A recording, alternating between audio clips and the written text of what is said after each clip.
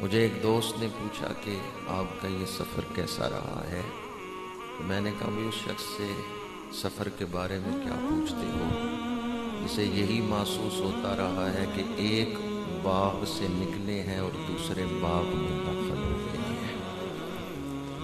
اگر آپ کسی ایسی سرزمین پہ جائیں جہاں باغات ہی باغات ہوں تو آپ کی طبیعت پر کیسا اثر ہوگا؟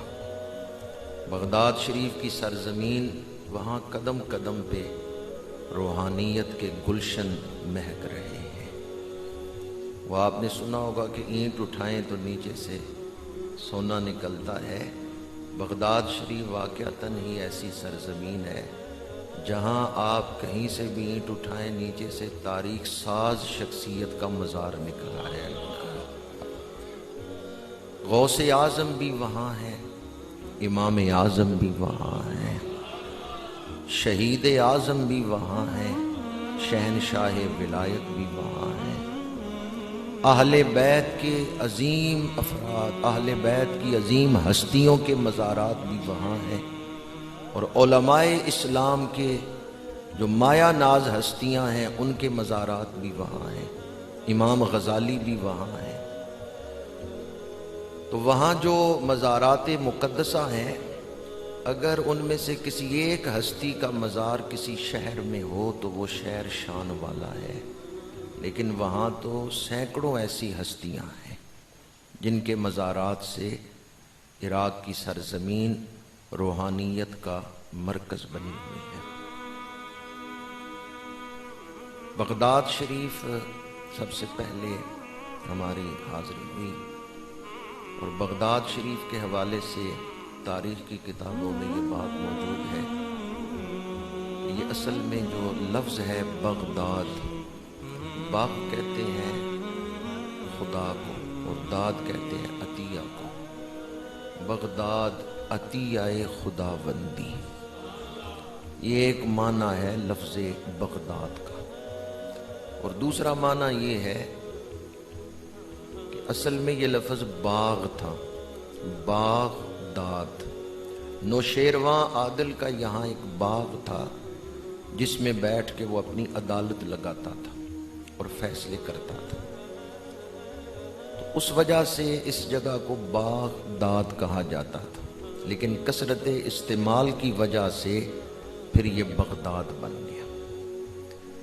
جب عباسی خلیفہ ابو جعفر منصور نے یہ شہر آباد کیا، ابتدا میں تو عراق کا جو دارالخلافہ تھا وہ کوفہ تھا، اور اس کے بعد ہاشمید یہ دارالخلافہ بنایا گیا، لیکن ہاشمید بھی مستقل طور پہ دارالخلافہ نہ بنا، بلکہ ابو جعفر منصور نے ایک نیا شہر آباد کرنے کا فیصلہ کیا۔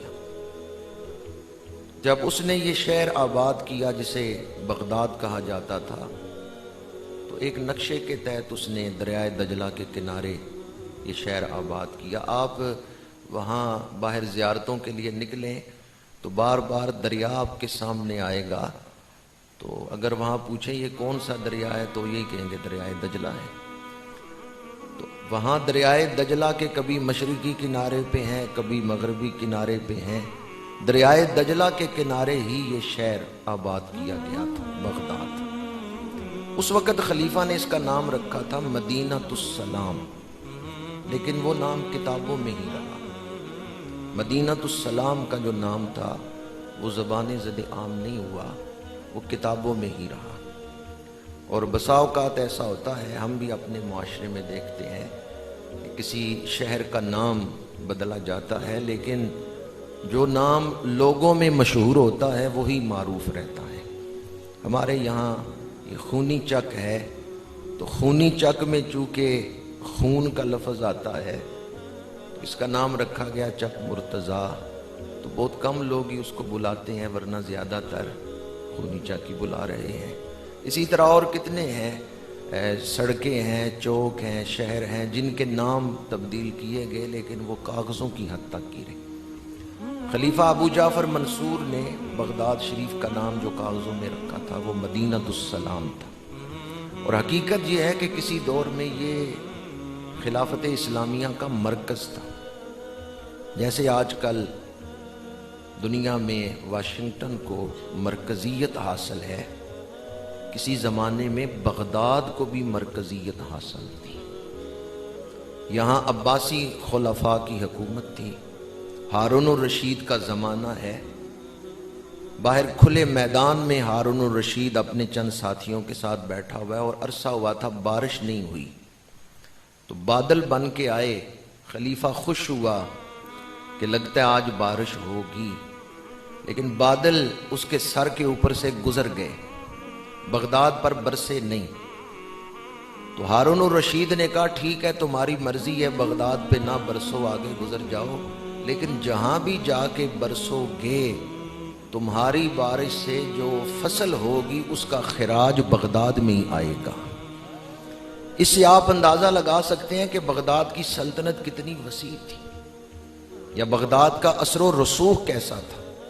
ہارون الرشید نے کہا ٹھیک ہے بغداد پہ نہ برسو، پر جہاں بھی جا کے برسو گے تمہارے پانی سے جو فصل اگے گی اس کا خراج بغداد میں ہی آئے گا۔ تو بغداد کو مرکزیت حاصل تھی، بالخصوص عالم اسلام کا یہ بہت بڑا مرکز تھا، طاقت کے اعتبار سے بھی، علم و فن کے اعتبار سے بھی، اور روحانیت کے اعتبار سے بھی۔ جس وقت بغداد عروج پہ تھا اور عروس البلاد کہلاتا تھا، اس وقت یورپ ابھی اندھیرے میں ڈوبا ہوا تھا۔ یورپ کے لوگ اس وقت جانوروں کے چمڑوں پر تحریر لکھتے تھے، اس وقت بغداد میں کاغذ ایجاد ہو چکا۔ یورپ کے لیے جو کامیابی کا دروازہ کھلا ہے وہ بھی بغداد کے راستے سے۔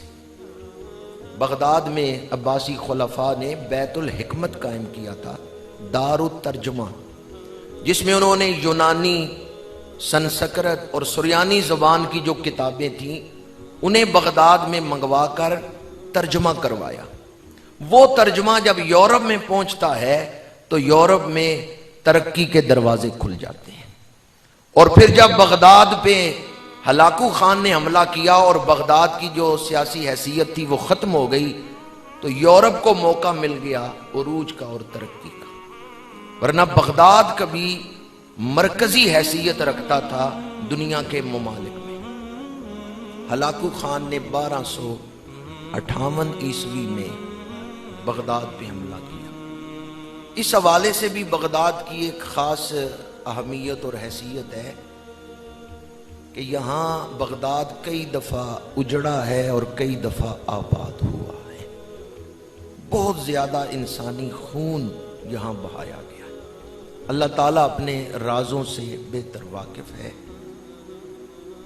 جب ہلاکو خان نے یہاں حملہ کیا تو 20 لاکھ کی آبادی تھی بغداد میں، 15 لاکھ افراد شہید کر دیے گئے، دریائے دجلہ کا پانی سرخ ہو گیا تھا، اس قدر خون بہایا گیا، اور انسانی کھوپڑیوں سے مینار تعمیر کیے گئے تھے، انسانی کھوپڑیوں کے اوپر کھوپڑیاں رکھ کے مینار تعمیر کیے گئے۔ ہلاکو خان نے ہمارے آباء و اجداد کا جو علمی خزانہ تھا اسے بھی دریا میں بہا دیا، کیونکہ کچی سیاہی سے اس وقت کتابیں لکھی جاتی تھی، اور کچھ علمی خزانہ یورپ میں منتقل کر دیا گیا۔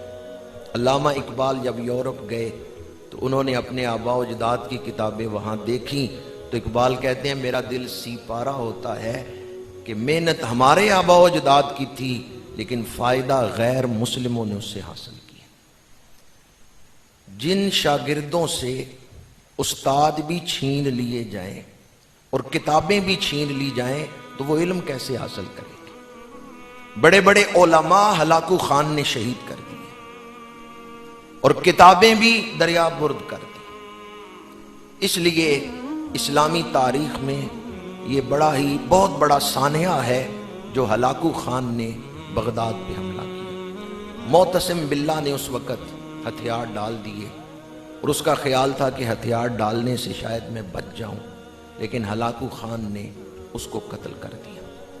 اور ہلاکو خان نے کہا کہ جو دولت تو نے جمع کر کے رکھی تھی اگر تو اسے علم و فن کی اشاعت میں خرچ کرتا تو آج تجھے ہتھیار نہ ڈالنے پڑتے۔ ہلاکو خان جب پیدا ہوا تھا تو اس کو گھٹی دی گئی تھی خون کے ذائقے سے.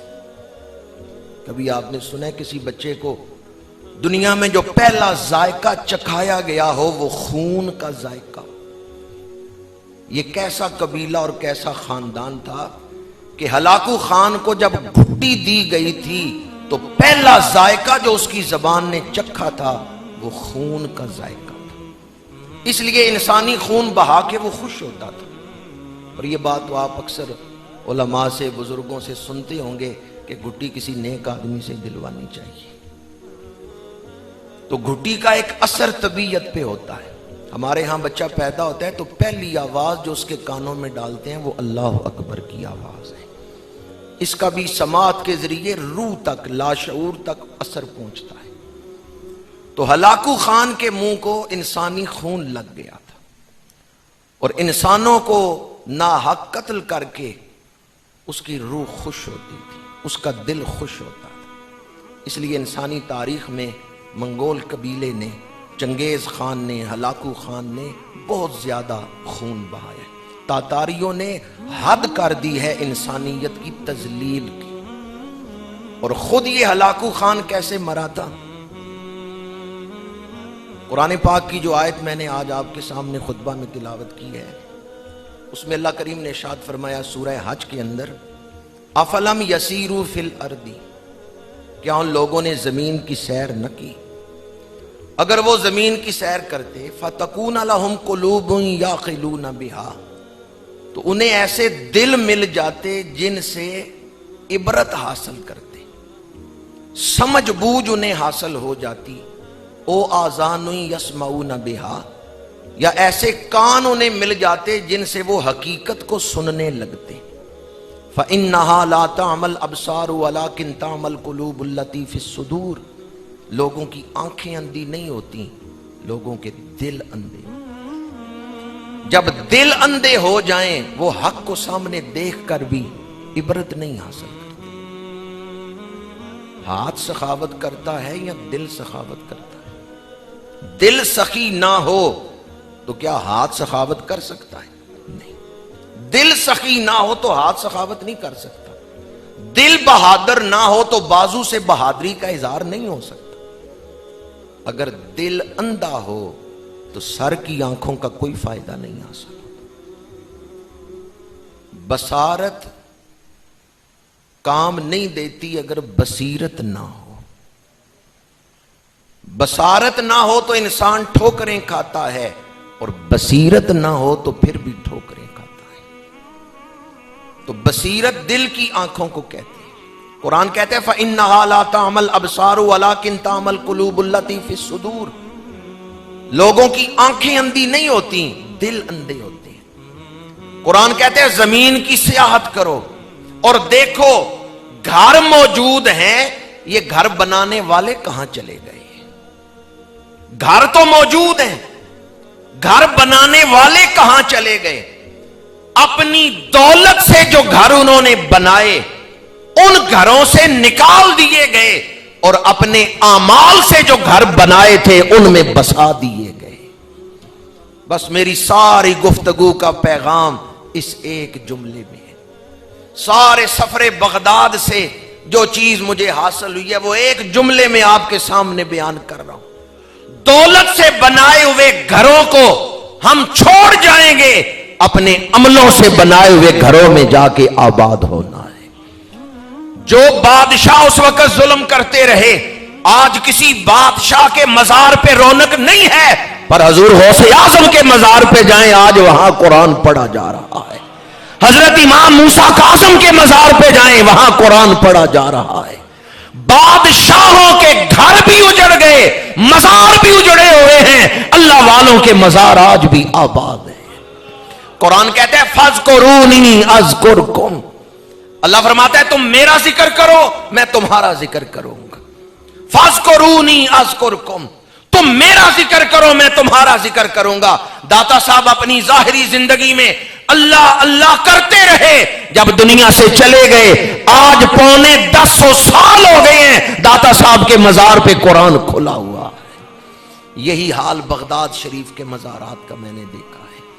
بادشاہوں کی قبریں اجڑ گئی، وہاں جا کے کوئی نفل نہیں پڑھ رہا، قرآن نہیں پڑھ رہا، یا عقیدت لے کے نہیں جا رہا۔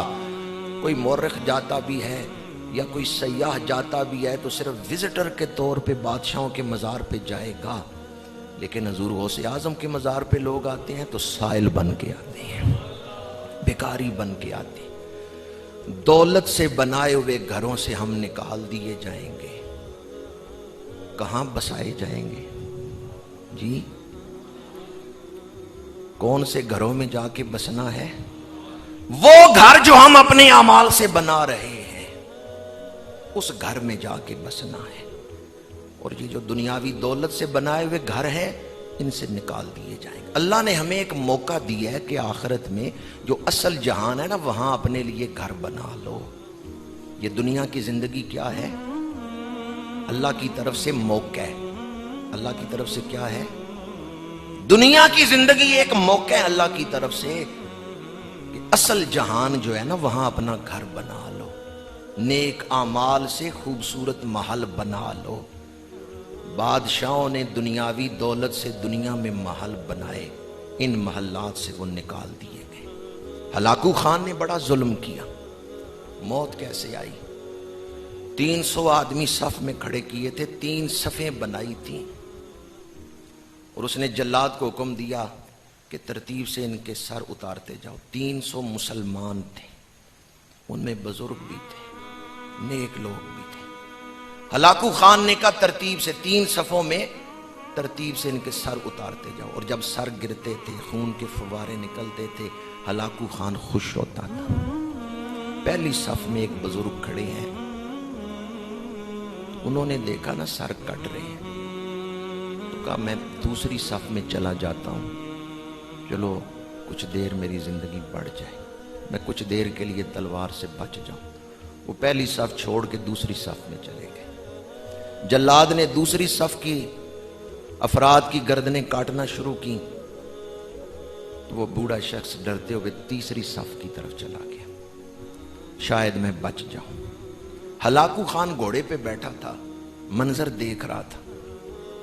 تیسری صف میں جب وہ بزرگ گئے، اب جلاد تیسری صف کی صف میں آیا اور افراد کے سر کاٹنے لگا۔ بوڑھے شخص نے دیکھا اب میں کہاں جاؤں۔ ہلاکو خان نے کہکا لگایا اور جلاد سے کہا ٹھہر جاؤ، اس بوڑھے کو میرے پاس لے کے آؤ۔ کہا تو پہلی صف سے دوسری میں، دوسری سے تیسری میں گیا، اب تیسری صف سے کہاں جائے گا؟ میری تلوار سے تجھے کوئی بچا نہیں سکتا۔ بوڑھا مسلمان تھا، بے ساختہ اس کی نگاہیں آسمان کی طرف اٹھ گئیں۔ نماز کا قبلہ مکے میں ہے، بیت اللہ شریف، اور دعا کا قبلہ عرش عظیم ہے۔ بوڑھے کی نگاہیں بے ساختہ عرش کی طرف اٹھی۔ ہلاکو خان نے کہا ادھر کیا دیکھ رہے ہو، آسمان کی طرف کیا دیکھ رہے ہو؟ اس بوڑھے نے کہا رب چاہے تو مجھے بچا سکتا ہے۔ ہلاکو خان نے کہا میری تلوار سے تجھے کوئی نہیں بچا سکتا۔ اور اس وقت وہ گرز سے کھیل رہا تھا، ہاتھ میں گرز تھا، اس سے کھیل رہا تھا۔ اس نے کہا کوئی تجھے بچا نہیں سکتا۔ یہ کہتے ہوئے گرز اس کے ہاتھ سے گرا، اور یہ خود بہت بڑا شمشیر زن تھا، بہت بڑا مشاق تھا۔ جو ہی گرز گرا، یہ گھوڑے پہ بیٹھے ہوئے ہی جھکا تاکہ گرتے ہوئے گرز کو میں پکڑ لوں اور زمین تک نہ جانے دوں۔ جب یہ ادھر لپکا گرز کو اٹھانے کے لیے تو رکاب سے پیر نکل گیا۔ جب رکاب سے پیر نکلا تو یہ گھوڑے کے ایک طرف گرا، دوسرا پیر رکاب میں ہی تھا۔ گھوڑا ڈر کے دوڑنا شروع ہو گیا۔ اب گھوڑا دوڑ رہا ہے، گھوڑا بڑا منہ زور تھا، طاقت والا تھا۔ ہلاکو خان کے سپاہی پیچھے دوڑے تاکہ گھوڑے کو روکیں، لیکن وہ خود تو نہیں دوڑ رہا تھا۔ ان بطش ربک لشدید۔ جب ہلاکو خان نے اللہ کی طاقت کو چیلنج کیا کہ اب تجھے میری تلوار سے کوئی نہیں بچا سکتا، اس بوڑھے کے دل میں پتہ نہیں کیسا جذبہ ہوگا کہ فوراً قبولیت کا دروازہ کھل گیا۔ ہلاکو خان جو کہہ رہا تھا کہ میری تلوار سے تجھے کوئی نہیں بچا سکتا، اب وہ ہلاکو خان خود موت کی وادی میں تھا۔ سر یوں پتھروں کے ساتھ پٹخا، کہ جب گھوڑا رکا ہے، سپاہیوں نے آگے بڑھ کے ہلاکو خان کو اٹھایا ہے تو روح جسم سے پرواز کر چکی، بدبختی کی موت مر گیا۔ اس لیے اللہ تعالیٰ کی طاقت کو کبھی چیلنج نہیں کرنا چاہیے، اور مظلوم کی بد دعا سے بھی ڈرنا چاہیے۔ حدیث پاک ہے، میرے آقا کریم نے ارشاد فرمایا کہ مظلوم کی جو دعا ہے اسے عرش تک پہنچنے کے لیے راستے میں کوئی رکاوٹ نہیں ہوتی۔ ظالموں کا انجام ہمیشہ برا ہوتا۔ ہلاکو خان نے بڑا ظلم کیا، لیکن انجام کیا ہوا؟ کیا لے کے وہ گیا؟ برے اعمال لے کے گیا، عاقبت برباد کر کے گیا۔ اس نے انسانی خون بہا کے جو دولت کمائی، اس دولت نے اسے کیا فائدہ دیا؟ بغداد کو اس نے اجاڑا، لیکن خود وہ برباد ہو گیا۔ جن اولیاء کرام پر اس نے ظلم کیا، آج ان کی قبریں تو آباد ہیں، لیکن خود ہلاکو خان برباد ہو گیا۔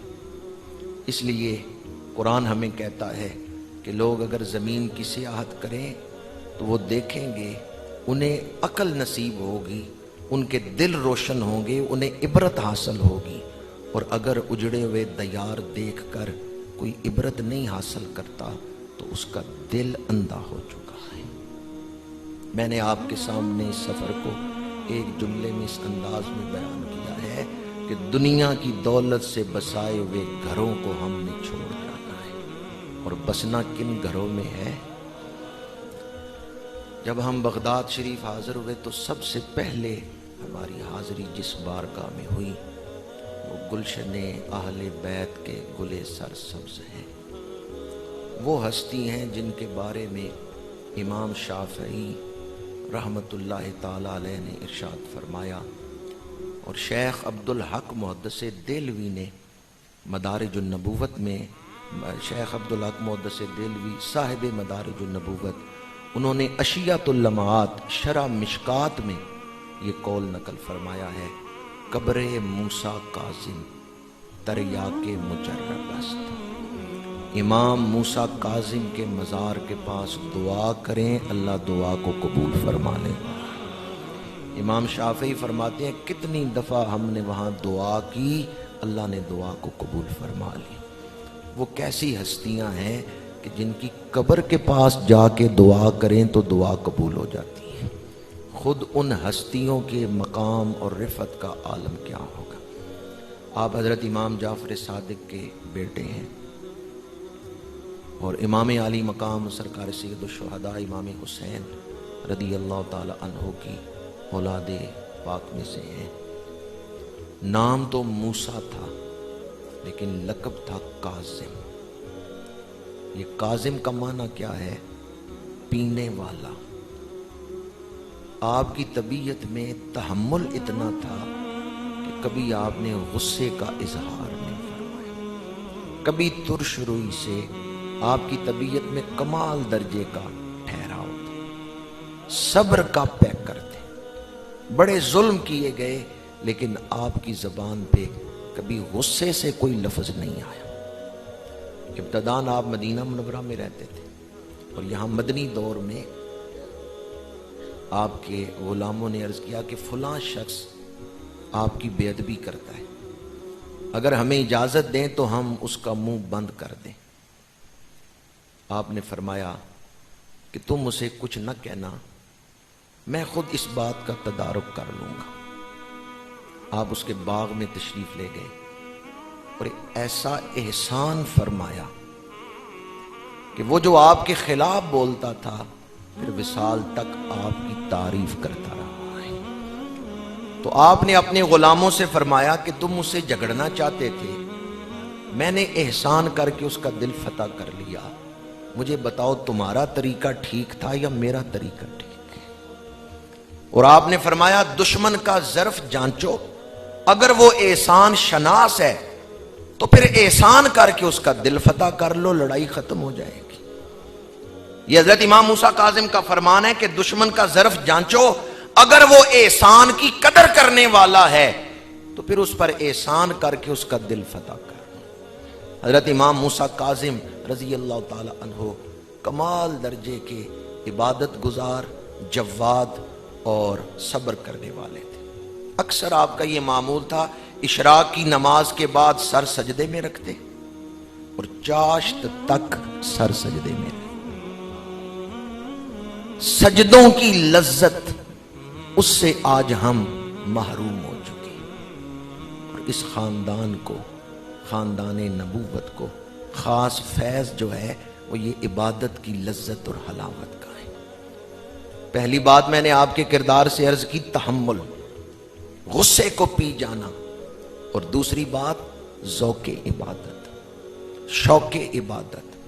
دعا کریں اللہ آپ کی عبادت کا صدقہ ہمیں بھی سجدوں کی لذت عطا فرمائے۔ حضرت امام موسیٰ کاظم رضی اللہ تعالی عنہ آپ کے مزار پہ جب حاضری ہوئی، الفاظ میں بیان نہیں کر سکتا کہ حضرت امام موسیٰ کاظم رضی اللہ تعالی عنہ کا مزار مبارک کیا شان رکھتا ہے۔ حضرت امام شافعی رضی اللہ تعالیٰ عنہ کا ذکر میں کر چکا ہوں کہ انہوں نے فرمایا یہ قبر دعاؤں کی قبولیت کے لیے بڑا مجرب مقام ہے کہ یہاں جو دعا کی جائے وہ قبول ہوتی ہے۔ حضرت امام موسیٰ کاظم رضی اللہ تعالیٰ عنہ کی بارگاہ میں حاضری کے بعد دنیا اسلام کی اس ہستی کی بارگاہ میں حاضری ہوئی، لیکن میں جمالن ہی عرض کر رہا ہوں، اکثر مزارات پہ حاضری ہوئی تو وہاں مسجد ساتھ تھی۔ ہمارے جو مشائخ ہیں انہوں نے جہاں بھی ڈیرا لگایا ہے مسجد بنائی ہے، یا ان کے وصال کے بعد جب ان کے مریدین نے تدفین کی ہے، مزار بنایا تو ساتھ مسجد بنائی ہے۔ تو ان اہل اللہ کا مقصد کیا ہے؟ بندوں کا تعلق رب سے جوڑنا۔ یہ بندوں کا تعلق رب سے جوڑنے کے لیے زندگی گزارتے ہیں، اسی لیے یہ اللہ والے کہلاتے ہیں۔ یہ بندوں کو غفلت سے، گناہوں کی دلدل سے نکال کے ان کا تعلق رب سے جوڑتے ہیں۔ کئی مزارات ایسے بھی ہیں کہ جہاں قبر شریف متضاد سمت میں ہے اور قبلہ شریف متضاد سمت میں ہے۔ جب نماز کا وقت ہوتا ہے تو لوگ قبلہ شریف کی طرف منہ کر کے کھڑے ہو جاتے ہیں۔ اس کا مطلب کیا ہے؟ ہم عبادت صرف اللہ کی کرتے ہیں۔ کوئی یہ نہ کہے کہ ہم اہل اللہ کے مزارات پہ حاضری دیتے ہیں تو معاذ اللہ شرک کرتے ہیں، نہیں، ہم اولیاء اللہ کے مزارات سے تبرک، فیض، برکات حاصل کرتے ہیں، ورنہ عبادت کرتے ہیں تو صرف خدا واحد کی کرتے ہیں۔ اکثر مزارات پہ وہاں مسجد بنی ہوئی۔ حضرت امام موسیٰ کاظم رضی اللہ تعالیٰ عنہ کے مزار مبارک کے گرد بھی مسجد بنی ہوئی، لیکن وہاں حاضری کا جو نظم و نسق ہے وہ اس لائق ہے کہ اسے بیان کیا جائے۔ ایک تو انہوں نے جوتے اندر نہیں جانے دیے، اور دوسرا موبائل نہیں اندر جانے دیے۔ یہ ایک ایسا سسٹم انہوں نے بنایا ہوا تھا کہ موبائل باہر جمع کر لیتے تھے، موبائل کو اندر نہیں جانے دیے۔ اور میں یہ سمجھتا ہوں کہ یہ ان جگہوں کا ادب ہے کہ موبائل کو اندر نہ جانے دیا جائے۔ میں آپ لوگوں کی خدمت میں اس سے یہ ایک بات عرض کرنا چاہتا ہوں، ہمارے ہاں ایک دفعہ نہیں، دو دفعہ نہیں، سینکڑوں دفعہ یہ بات بیان ہوتی ہے کہ بالخصوص نماز سے پہلے اپنے موبائل بند کر لیں تاکہ نماز میں یکسوئی قائم رہے۔ اس کے باوجود ایسا ہوتا ہے کہ نماز میں کسی نہ کسی کا موبائل بجنے لگتا ہے۔ تو اب یہ تو ممکن نہیں ہے کہ مسجد کے باہر کوئی ایسے کمرے بنائے جائیں جن میں موبائل جمع ہوں اور پھر جاتے ہوئے آپ کو دیے جائیں، لیکن یہ تو ممکن ہے کہ ہم اپنے ہاں مساجد میں جو خادم کا انتظام ہوتا ہے وہ دروازے پہ کھڑا ہو، جب نمازی آ رہے ہوں تو وہ یاد دلائے بھی موبائل بند کر کے مسجد میں داخل ہو۔ یہ تو ممکن ہے کہ مسجد کے دروازے پہ خادم کھڑا ہو، جب لوگ مسجد میں آ رہے ہیں تو اس وقت وہ ہوکا دیتا رہے، وہ یاد دلاتا رہے، بار بار وہ یہ یاد دلاتا رہے بھی موبائل بند کر لیں، موبائل بند کر۔ مسجد میں داخل ہوتے ہوئے اگر موبائل بند کر کے ہم داخل ہوں، ہم چونکہ ادب نہیں رکھتے ان بارگاہوں کا. کبھی آپ وزیر اعظم سے ملاقات کرنے جائیں، کسی بادشاہ سے ملاقات کرنے جائیں اور موبائل ساتھ لے کے جائیں.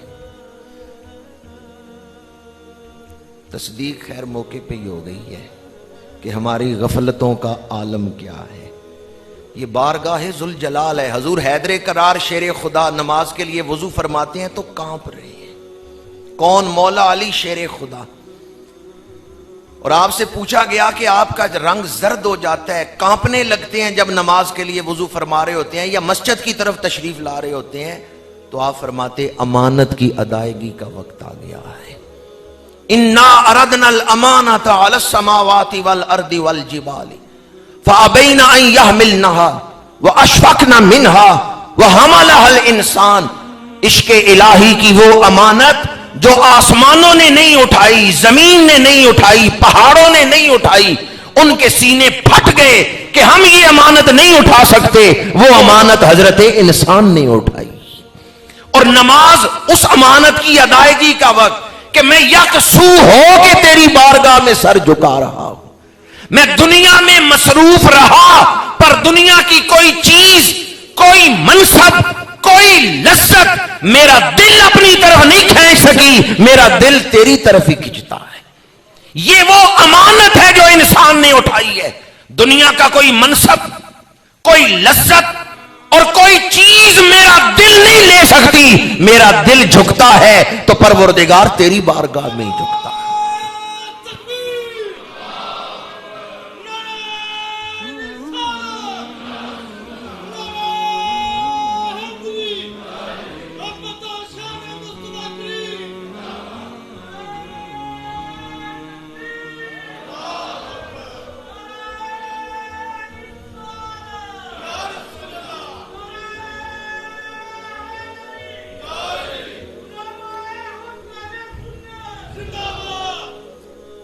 حضرت امام موسیٰ کاظم رضی اللہ تعالیٰ عنہ کی بارگاہ میں حاضری کے بعد دنیا اسلام کی وہ مایا ناز ہستی جنہیں حجت الاسلام کہا جاتا ہے، امام محمد غزالی رحمت اللہ تعالیٰ علیہ، آپ کی بارگاہ میں حاضری ہوئی. اب بھی جب میں ان حاضریوں کو سوچتا ہوں تو یوں لگتا ہے کہ جیسے کوئی خواب دیکھ رہے ہیں. اتنی عظیم بارگاہیں اور ہم جیسے گناہگار وہاں پیش ہو کے آئے ہیں. امام غزالی رحمت اللہ تعالی علیہ کو حجت الاسلام کہا جاتا ہے. کیا مطلب؟ آپ کو غیر مسلم دیکھتے تھے، آپ کی قابلیت و علمیت، آپ کی گفتگو، آپ کا علم، وہ اسلام قبول کر لیتے تھے. اتنا لائق شخص گمراہ نہیں ہو سکتا، اتنا متقی شخص گمراہ نہیں ہو سکتا. امام غزالی کو دیکھ کر لوگ کلمہ پڑھ رہے تھے، اس لیے آپ کو اسلام کی دلیل کہا گیا. جس دور میں ابھی چھاپے خانے نہیں بنے تھے، جمعے کا خطبہ امام غزالی دیتے ہیں، جمعے سے فارغ ہوتے ہیں، بازار میں وہ خطبہ بک رہا تھا. لوگ بیٹھ کے لکھتے تھے، آپ انہیں پتا تھا کہ یہ خطبہ ہم بیچیں گے تو لوگ ہاتھوں ہاتھ خریدیں گے. امام غزالی بغداد میں خطبہ دیتے تو کتنے لوگ بیٹھ کے خطبہ لکھ رہے ہوتے تھے. اور ادھر نماز جمعہ ختم ہوئی، ادھر آپ کا خطبہ تقسیم ہو رہا ہے. احیاء علوم الدین، کیمیاء سعادت، المنقذ من الدلال، یہ آپ کی شورى آفاق کتابیں ہیں. امام غزالی رحمت اللہ تعالی علیہ کا جب وصال ہوا، ابتداً آپ بغداد میں شیخ الاسلام تھے. شیخ الاسلام کا ایک عہدہ تھا کہ دنیا اسلام میں سب سے بڑا عالم، اور آپ کی رائے کو دینی اعتبار سے اہمیت حاصل ہوتی تھی. امام غزالی نے وہ عہدہ چھوڑ دیا، گوشہ نشین ہو گئے، کچھ عرصہ تنہائی میں گزارا.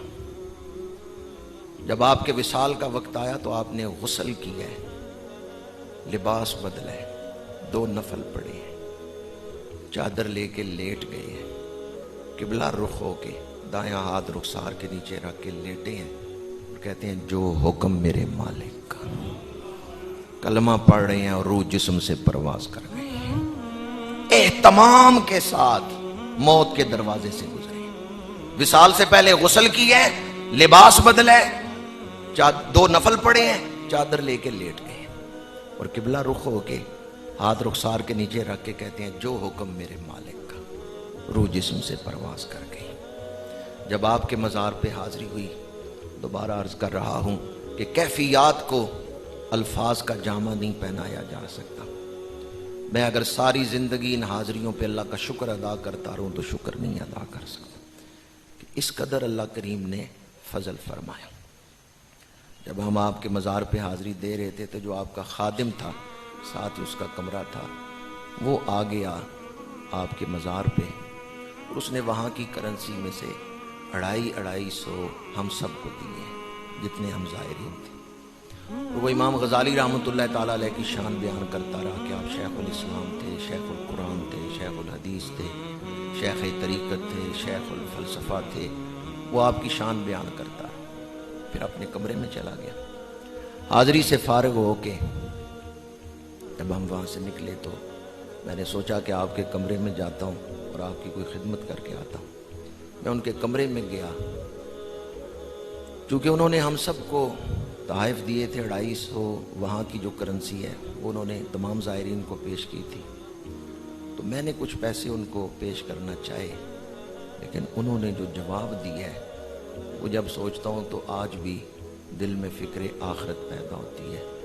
انہوں نے فرمایا میں جس دربار پہ بیٹھا ہوا ہوں نا، انہوں نے دنیا ترک کی ہوئی تھی، میں یہ دنیاوی تحفے نہیں قبول کر سکتا، انہوں نے دنیا ترک کی ہوئی تھی۔ امام غزالی نے دنیا ترک کی ہوئی تھی۔ آپ لوگ زائر ہیں، ہم زائرین سے پیسے لے لیں گے۔ آپ لوگ زائر ہیں، یہاں حاضری دینے آئیں گے، ہم آپ کی خدمت کریں گے، لیکن آپ سے ہم کوئی تحفہ نہیں لیں گے۔ انہوں نے کہا میں جن کے قدموں میں بیٹھا ہوا ہوں انہوں نے دنیا ترک کر رکھی تھی، اور یہ اس جذبے اور ولولے سے انہوں نے کہا کہ جیسے الفاظ دل پہ جا کے لگے کہ انہوں نے اس طرف توجہ نہیں فرمائی۔ حضرت امام غزالی رحمۃ اللہ تعالی علیہ کی بارگاہ سے اب ہم اس بارگاہ کی طرف حاضر ہو رہے تھے جو یہاں سے سفر کرتے ہوئے پیش نظر حاضری تھی۔ حضور شہنشاہ بغداد سیدنا غوث اعظم رضی اللہ تعالیٰ عنہ کی بارگاہ مقدسہ میں حاضری۔ آپ کے روضہ پاک پر حاضری سے پہلے آپ کے مدرسہ میں حاضری ہوئی، اور وہاں بھی یہ بات میں نے اپنے احباب کی خدمت میں بیان کی۔ ایک شخص حضور غوث اعظم کی بارگاہ میں حاضر ہوا اور اس نے کہا جی میں نے خواب دیکھا ہے، میرا والد مبتلا عذاب ہے، میرا والد فوت ہو چکا ہے اور اسے قبر میں عذاب ہو رہا ہے۔ تو آپ نے فرمایا کیا وہ میری بیعت تھا؟ عرض کیا گیا نہیں۔ کبھی وہ میری محفل میں آیا ہے؟ فرمایا نہیں۔ کبھی وہ میرے مدرسے میں آیا ہے؟ عرض کیا گیا نہیں۔ فرمایا کبھی وہ میری گلی سے گزرا ہے؟ عرض کیا گیا ہاں وہ ایک دفعہ آپ کی گلی سے گزرا تھا۔ فرمایا اللہ نے میرے ساتھ وعدہ فرمایا ہے جو ادب سے میری گلی سے گزر گیا ہے اللہ اس پر بھی عذاب نہیں فرمائے گا۔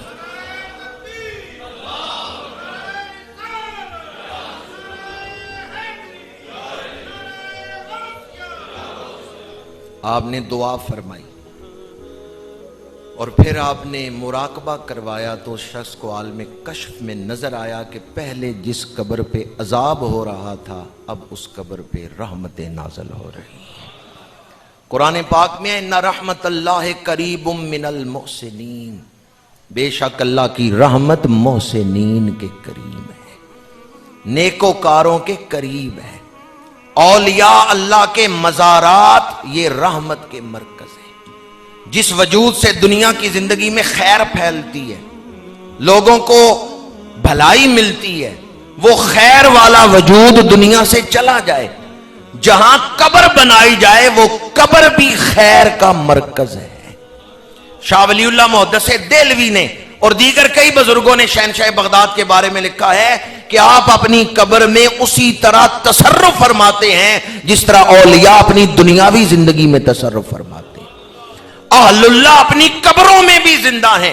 مصر کے مشہور شاعر احمد شوقی نے کہا تھا ناس و صنفان موتا فی حیاتہم وآخرون ببطن الارض الاحیاء، کچھ لوگ زمین پہ چلتی پھرتی لاشیں ہیں اور کچھ قبروں میں بھی لیٹے ہیں اور زندہ ہیں. میں قربان تنا تھی باہو قبر جنا دی جیوے ہو. میں قربان تنا تھی باہو قبر جنا دی. قبر جنا دی. اگر دیکھنا ہو کہ کیا قبریں بھی زندہ ہوتی ہیں تو شہنشاہ بغداد کا روزہ جا کے دیکھ لو. آپ کے روزہ پاک سے وہ محبتیں ملتی ہیں. آپ کے روزہ پاک پہ حاضر ہونے والا یوں سمجھتا ہے کہ جیسے آپ کی ظاہری زندگی میں آپ کی بارگاہ میں حاضری دے رہا ہے. ادھر دل میں کوئی خیال پیدا ہوتا ہے ادھر وہاں سے جواب مل جاتا ہے. حضور شہنشاہ بغداد رضی اللہ تعالی عنہ کا روزہ پاک روحانیت کا ٹھاٹھے مارتا ہوا سمندر ہے. عجب فیض تیرا یا غوث جلی ہے. گھر آتا ہے چور تو بنتا ولی ہے. حضور شہنشاہ بغداد رضی اللہ تعالی عنہ کی بارگاہ میں وہ جیسا گناہگار کیا ارمغان عقیدت پیش کر سکتا ہے. اس دروازے پہ حاضری ہوئی جہاں حضرت سلطان باہو رحمۃ اللہ تعالیٰ نے فرماتے ہیں شہر بغداد دے ٹکڑے مقصاں تے کرساں میراں میراں. اور اعلیٰ حضرت فرماتے ہیں غوث اعظم امام التقا والنقا جلوائے شان قدرت پہ جلوائے شان قدرت پہ عقلیں چکرا جاتی ہیں. حضور شہنشاہ بغداد کے فضائل کو دیکھ کر آپ کی شانوں کو دیکھ کر عقلیں چکرا جاتی ہیں. دامنے وقت میں اتنی گنجائش نہیں ہے اور میں نے تو آپ کے سامنے بھی سفر کا صرف پہلا مرحلہ ہی بیان کیا ہے. اس سفر میں وقت کیسے گزرا پتہ ہی نہیں چلا اور 10 دن یوں گزر گئے کہ جیسے وقت نے پر لگائے ہوئے ہیں. اور شروع میں بھی میں نے عرض کیا کہ بس ایک باغ سے ہم نکلتے اور دوسرے باغ میں داخل ہو گیا. روحانیت کے باغ، نورانیت کے باغ. اور ہر بزرگ کے مزار کا اپنا ایک کیف ہے، اپنا ایک پیغام ہے، اپنی ایک نورانیت اور روحانیت. فقہ کے 2 بڑے امام ان کی بارگاہوں میں حاضری ہوئی. روحانیت کے جلیل القدر پیشواؤں کی بارگاہ میں حاضری ہوئی. حضرت معروف کرخی رحمۃ اللہ تعالیٰ علیہ، حضرت بشر حافی رحمۃ اللہ تعالیٰ علیہ، حضرت ابو الحسن نوری رحمۃ اللہ تعالیٰ علیہ. یہ وہ بزرگ ہیں، انہیں نوری اس لیے کہتے ہیں، ان کا نام تو اصل میں احمد بن محمد تھا، کنیت ابو الحسن تھی، لیکن ان کو نوری کیوں کہتے ہیں؟ یہ اندھیرے میں آ جاتے تو چہرہ چمکتا تھا، اور اگر کہیں محفل میں آتے چراغ جل رہا ہے تو جب یہ محفل میں آتے تو چراغ سے زیادہ ان کے چہرے سے نور نکلتا، اس لیے ان کا لقب ہی نوری پڑ گیا. امام اعظم رضی اللہ تعالیٰ عنہ کے مزار پاک کے جنوب مشرقی طرف ایک بازار سے گزر کے جائیں تو آگے آپ کا مزار مبارک ہے. کبھی کتابوں میں جن ہستیوں کا ذکر پڑھتے تھے جب ان بارگاہوں میں حاضری ہوئی تو اللہ تعالیٰ کا شکر نہیں ادا کر سکتے کہ کس قدر اس نے فضل فرمایا. آج میں نے ابتدائی طور پہ چند گزارشات عرض کی. انشاءاللہ العزیز آئندہ جمعۃ المبارک بھی گجرات میں بیٹھ کر ہم بغداد شریف کی سیر ہی کریں گے، اور بہت بڑی بڑی ہستیاں ہیں جن کی بارگاہوں میں حاضری ہوئی. انشاءاللہ العزیز آئندہ جمعۃ المبارک پہ میں آپ کے سامنے ان کا ذکر کروں گا. آج تو ہمارے انتہائی محترم حاجی دیوان ریحان صاحب تشریف فرما ہے. میں ان کا بار دیگر شکریہ بھی ادا کرتا ہوں کہ ان کی محبتوں سے حضرت قبلہ پیر سائیں غلام محمد صاحب زیدہ مجد ہو زیدہ شرف ہو، ان کی شفقتوں سے وہ حجرہ جس میں 40 سال حضور شہنشاہ بغداد نے عبادت فرمائی ہے وہاں حاضری کا موقع نصیب ہوا. اور حضور شہنشاہ بغداد کے روضہ پاک کا دروازہ بھی ان کی محبتوں سے کھولا گیا اور قبر مبارک کو بوسہ دینے کی سعادت بھی حاصل ہوئی.